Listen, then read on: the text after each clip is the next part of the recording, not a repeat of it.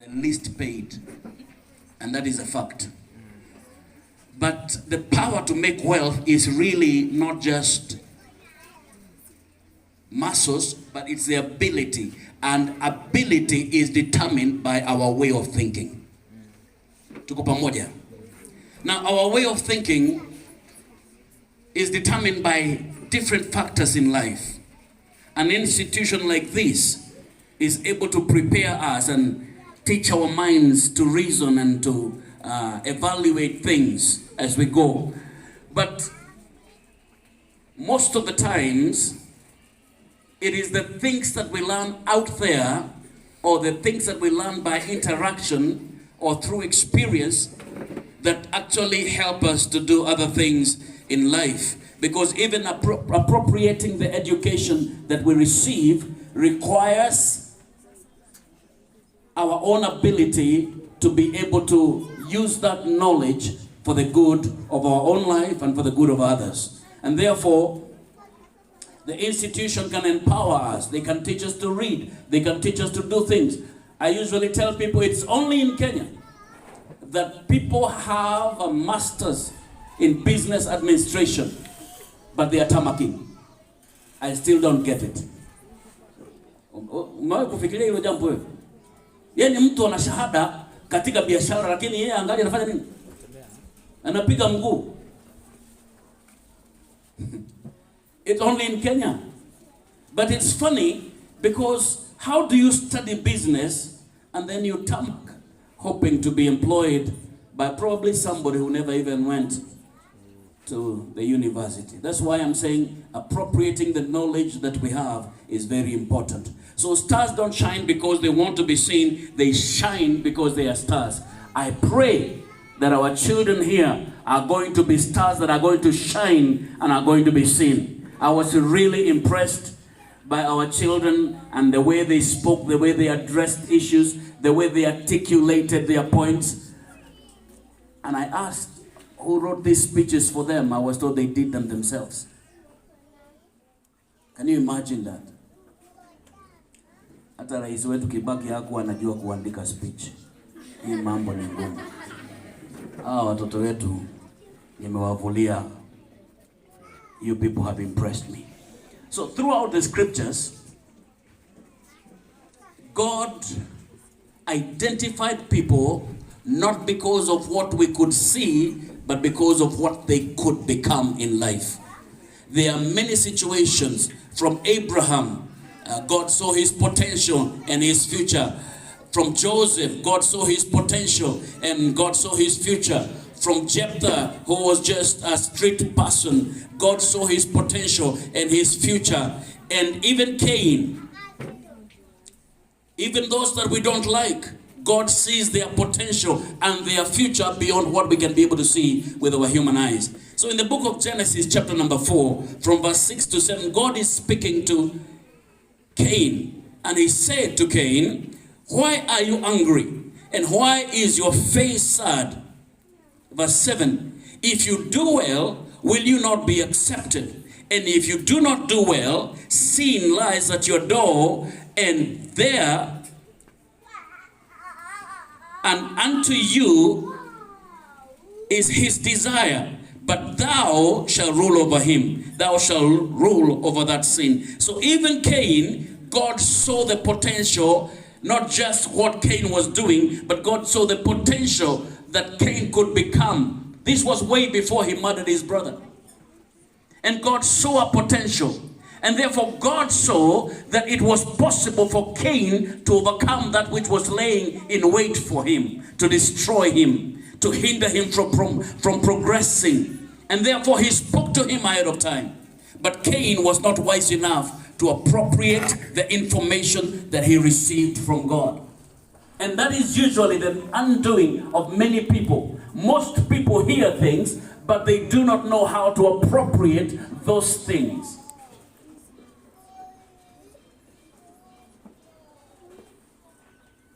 There's a young man that I like to speak about many times. And before I speak about this young man, I was listening to what was going on here, and actually there was something that was on my mind about what was going on here. Mwalimu told us about the 4-5 people who were given the seed, and the seed was boiled, and there was the integrity check, and only one person passed that integrity check. And I was thinking about the keys to maximize our potential. What has God given you? Some of us here are actually living below our potential. A lot of us are living below our potential. Even as parents, most of us are living below our potential. And I say that because I have experienced firsthand the things that God has put in my life. My parents died when I was pretty young. I think I was in class 5 when my mother passed on. My father had passed on earlier. And from class 5, it was very tough. I went to class 6, not knowing what will happen or what will become of me. I thought my uncles would take care of us, but they did not. So we were juggling between working weekends and paying house rent and doing other things and trying to run our mother's business. And things became pretty tough. As children, a lot of things failed. But my resolve, my desire to continue my education was not dimmed by whatever was happening. So I pushed on. I worked for teachers as a house help, and so that I could have an opportunity to go to school.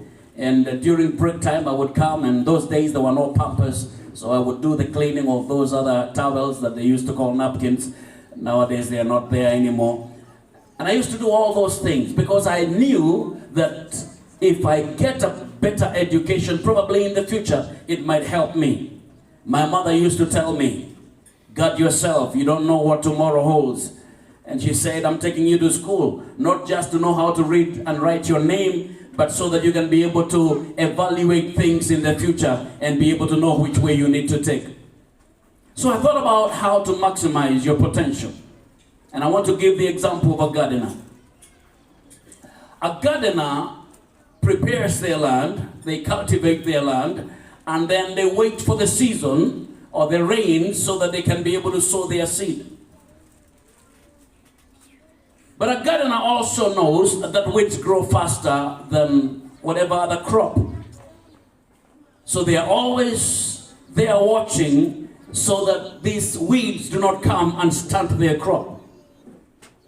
Because they know when the weeds take over, their crops will become stunted, sickly, and malnutrition. And therefore, as people, we also need to cultivate our potential.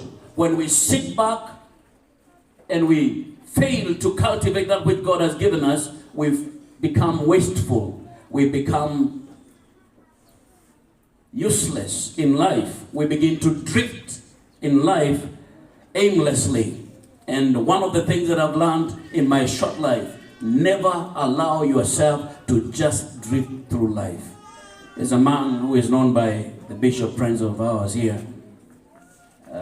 He's one very sick man. He needs you, Bwana Counselor. I've tried to talk to him. He's addicted to the internet. And he's a full-grown man. Actually, he's my age mate. And you can imagine the problem. So the children are having issues, the father is having issues.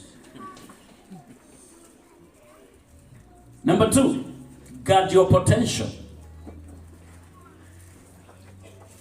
The frustration that comes from the insects, from the rabbits, from the porcupines, from the birds of the air, as they all look at the crop that you have just planted, they all want to take care of it. But as a farmer, if you're wise, you will make scarecrows. I saw the CBC guys were told to make scarecrows. And so my boy came and he wanted me to make that thing. Now the good thing is that I used to make them back then, so it was not very difficult. But I told him, I'm not the one in school. You're the one in school. You need to make it yourself. Otherwise, if I make it, I'm the one who should get the grades. So I taught him how to do it, and he did it, and he did a good thing. Guard your crops. What do you guard? Your crop in this case is not really a crop that you plant out there. It's actually your mind. Your mind has a lot of things that can make you redundant. Just like the guy we were talking about being addicted to the internet. and wasting all his time in the phone.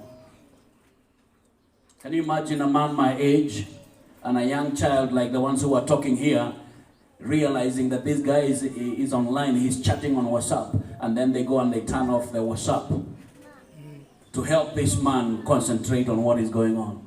A young child, knowing that the man has trouble because the man has failed to guard his mind. Number 3, share your potential. A gardener knows the importance of bees in pollinating, the sun in warming, the rain in watering, and the soil in receiving all these necessary ingredients so that it can be able to release the nutrients to the crop. Share with people who matter and who will help you reach your potential. The problem with some of us is that we are always with people who are below us so that we can dominate. Get people who are thinking higher than you. And so our children as well, when you take the interest in people who are doing better than you will do better. Tuko pamoja hapo? So our candidates always aspire to do better and try to get to a person who is doing better so that you can also be able to do better. Number four, understand the laws of limitation. And this is one of the things that many of us have failed to recognize. We have limitations. All of us have limitations. Gardeners know the many restricting factors to their success or failure in the crop that they have planted. So tender your plants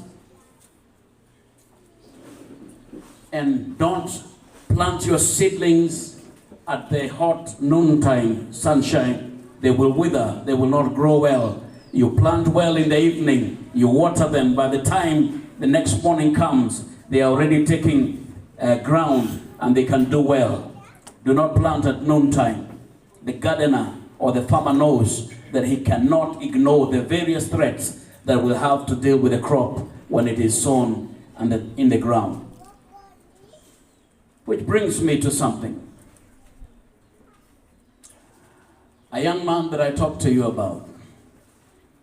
This young man, those days, and this is a true story, those days there were these buses, KBS. There was one that was plumbing this route, was 105, 104 and 103. And people used to stand in the corridor, and there used to be some metals that you used to hold on standing in the bus. And so an old man enters the bus, and he stands in the bus, and we were several of us young people. I had given somebody else a seat. That was back in the 90s. And so this old man comes and he holds on to the same rail. And when he was standing, some people said to a young man, give that man a seat. Don't you see? He's old enough to be your father. And the young man said, when he was entering the bus, didn't he see the bus was full? Attitude. Didn't he see the bus was full? And so the old man said, it's all right, just relax. Enjoy the seat. Don't bother. So, but the young man did not stop there. He continued grumbling and speaking things. And so we drove and we got to town and everybody alighted. I alighted. I knew the old man because I was working in Jubilee Insurance Exchange, that building there. And the man had an office there. And his company office was running from there. So the old man was actually a rich man. It's only that his vehicle broke down somewhere along the way, and he decided he's not going to waste his time. He's going to take a bus and just go to town and send a mechanic to go fix. So when we were at the office, the young man who was in the bus came. And when he came, he had an envelope. He was actually going for an interview, a job interview. And so he comes to this man's office, the same man that he insulted in the bus. And the old man is sitting behind the glass, and he tells the secretary, tell that young man he already failed the interview. And so the secretary tells the young man, you already failed the interview, the boss says. And the young man protests and says, no, I've never been here. How can I fail the interview before I even begin? I just got here. And so he insisted until the boss said, okay, allow him in. But by the time he came in, the boss had already changed into another coat, so he could not recognize the boss. And he said to him, young man, remember, we came with the same bus. Remember the old man that was standing there, and you were told by your peers to give him a seat, and you retorted, and then you continued grumbling for the rest of the way. And the young man was shocked, and he said, hey, it was you. The old man said, yes, that is where you failed the interview, because ours is a services company, and we cannot allow that kind of an attitude in a services company. You will fail us, and because you have already failed, we cannot hire you. Attitude. Attitude is the advanced manner of our true self. The roots are inside, the fruits are outside. Children, attitude. The advanced manner of our true self. The roots are inside, the fruits are outside for everybody to see. It is an outward look based on past experiences. It is never satisfied until it is expressed. It is our best friend, yet it can become our worst enemy. And I had an able student here. She was a girl. She spoke about attitude. And she said, your attitude can break you or can make you. Attitude. It is what draws people to us or repels them away from us. Attitude is the librarian of our past, keeps records of our past. It is a speaker of our present. It prophesies right now into our present. And it is a prophet of our future. Our attitude right now prophesies about how our tomorrow shall be like.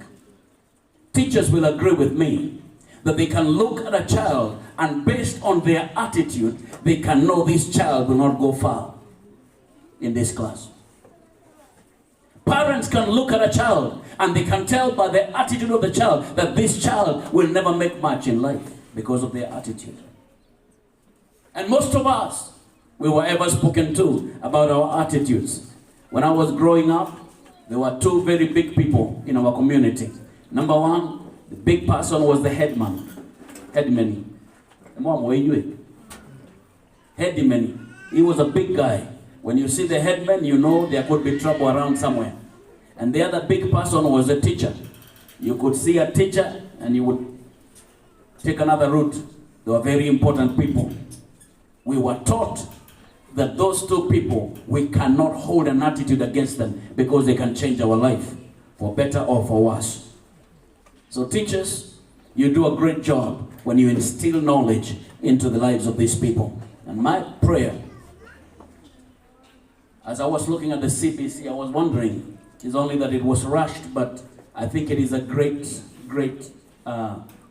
system of education if it can be properly checked into and rolled out properly. I think it would be a great thing because it teaches our children to do things by themselves and therefore it brings out the best of our children. However, with the rush, I'm not sure whether it is doing so well.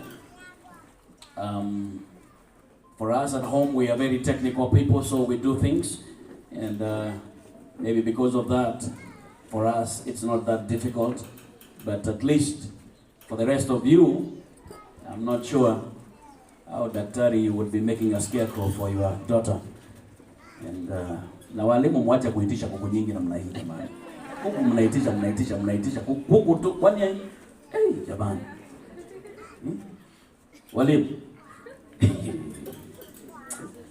Paka karibu nifikiri kupeleka mtoto wangu katika shule la mabweni kwa sababu akiwa kwenye shule la bweni haitishwi kuku kwa sababu sasa arudi nyumbani. Anyway, so our attitude determines our approach to life. Our attitude determines our relationship with people. Our approach to life includes our work, includes our education, includes our relationships with people, whether they are teachers or whether they are people around where we live, and so on and so forth. Our attitude is often the only difference between success and our failure. Our attitudes. And most of the times when we have a bad attitude in the morning, our day ends up being a very, very nasty one. Our attitude at the beginning of the day, therefore, or at the beginning of a task will affect the outcome more than anything else. In fact, most of the things that affect our lives have to do with our attitude, not so much because of our lack of something. In fact, there's a saying in the Hebrew language. I come from the Hebrew tribe in this country. They say, "Mwanolekeo darara mudhambia." Yes, that's the Hebrew language. For those who don't know, it is usually found around these areas in central Kenya. That is where my mother comes from. My father comes from another different place. Now I'm a mixed race. Our attitude is not automatically good because we are Christians or because we are religious. Our attitude must be worked on. Hello? Hello? Do you know that many relationships have been broken because of attitudes? Even marriages, because of attitudes. Students have failed because of attitudes. Employers and employees have failed because of attitude. You had a young man who lost a job just because of attitude. He was well educated, he had papers, but he had a rotten attitude.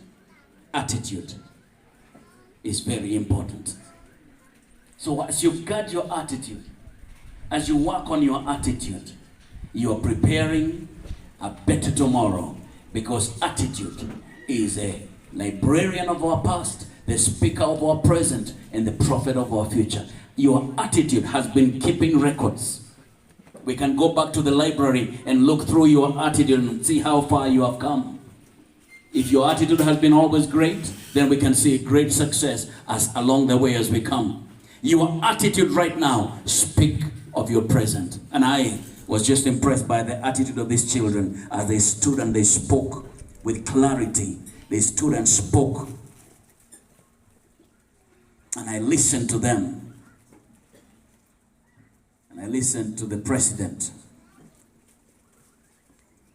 You did well, Mr. President. And I listened to the governor. And you did well, Mr. Governor. Keep that attitude going.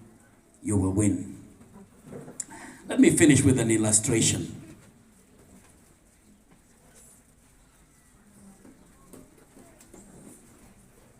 As I was growing up, we used to have animals. So I used to herd our cows and other animals. And as we were herding,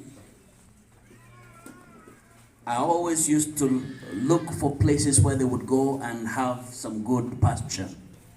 And oftentimes I used to know that when we go here, then next we will go to the watering point at this time. And so I used to take the animals to those places, but there was something as boys that we did not understand. As boys, whenever we were herding these animals, there was a certain little bird that used to come, and it used to be all over the cows. And you know, as boys, we didn't understand what the purpose of the bird was. So we used to take stones and we used to pelt those birds with those stones. But we were told by our grandfather that don't pelt those birds. Those birds are very useful to us. And I said, why? What are they? They are bothering the cows. See, they are putting their beaks in the cow's ear, and the cow is, disturbed. And he said, these birds, they take care of the ticks. They remove the ticks from the cows. The ticks remove blood from cows. They devalue the cattle.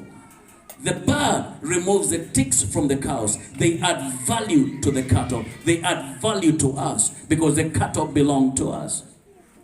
And I said, I never thought that a little buddy could be a friend of the farmer. In our language, it used to be called karithi. I don't know what they call it in your language. I said that to say this, that illustration. There are people who will add value in your life as students. There are teachers who have added value in your life. They have equipped you with the knowledge. They have given you whatever it is that you need to face the exams that are coming. They have done well. But there are people. Sometimes there may be friends who may not see the value that actually we have been getting from teachers. And they may influence you. And the counselor also spoke about people who may come and offer you things that would actually destroy your value and destroy your life and destroy your focus in life. Those are ticks that take value from you. Learn to put those ticks away. Learn to stay away from those ones. As parents, we also have people who come and they devalue our lives. They are like ticks that eat up. They suck our blood. Some of them could be friends. Friends who are just there to devalue us. But they are friends also who add value to us. May we all learn to bring people who add value in our lives closer and keep at bay those ticks that take value from our lives. And then we will have good success. For God will give us the power to make wealth. When you don't know how to take care of the ticks, you don't have the power. When you don't know how to bring closer people who add value to you, you don't have the power yet. You need to know how to identify the ticks and how to identify those things that add value in your life. And when you identify those two, then you can be able to say, I am now on my way to good success. Most things that people are seeking in success, whether it is success or whether it is progress in life, are really intertwined in our attitudes. So prepare yourself, have a great attitude, and see what will happen in your life. God bless you. I'm done there.